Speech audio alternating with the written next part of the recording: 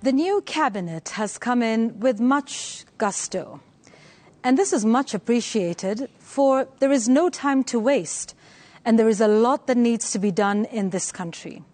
However, perhaps a word of caution about the eagerness with which some have issued public statements.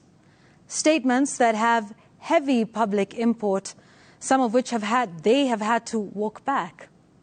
Let's start with Public Service Cabinet Secretary Aisha Jumwa, who on the 1st of November announced an increase in salaries for civil servants just days after she took office.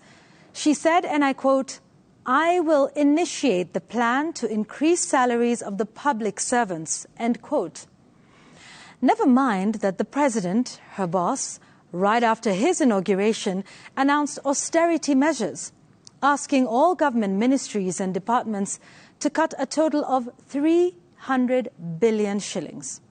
Never mind also that there's been a freeze on hiring in the civil service for more than 2 years now, following years of concerns over the bloated public wage bill.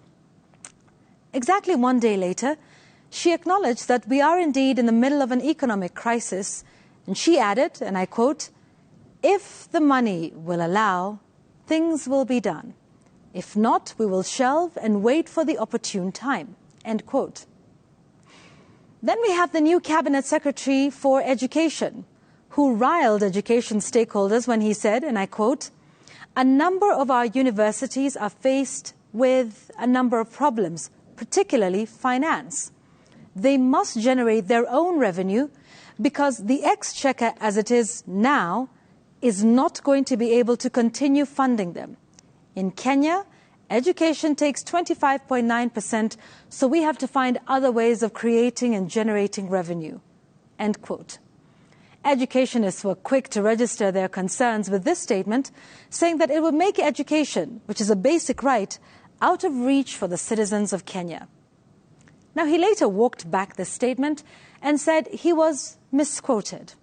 He said that the education funds that have been allocated already are ring-fenced. Then just a few days ago, the Trade and Investments Cabinet Secretary said that he would ban Mitumba trade, but then later added that he would seek alternatives first. And let's not even mention the fact that there was a rather heated, unnecessary exchange with a female investor, which in my view need not have gone as far as it did.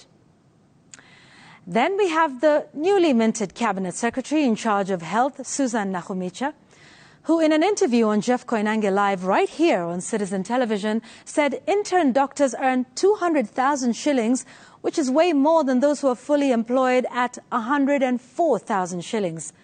The Doctors and Medical Practitioners Union officials shot back, terming her claim not factual. Citizen Digital, in fact, established that intern doctors are paid a stipend of 42,970 shillings and other allowances that are applicable to the internship offer for a period of 1 year.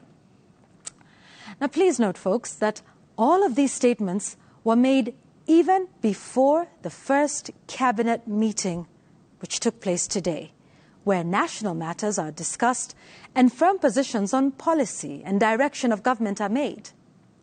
Look, I appreciate the vigor of the new cabinet secretaries to execute their duties. Indeed, there is work to be done.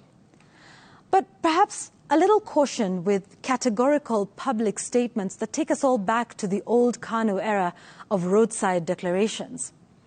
Perhaps a little more time to learn the ropes, speak with those in their departments, understand how things work. Hold back for now. Speak later. They will surely not be judged for taking some time away from the media and the public glare to get better acquainted with their dockets. You know, sometimes silence is the best statement. That's my take tonight.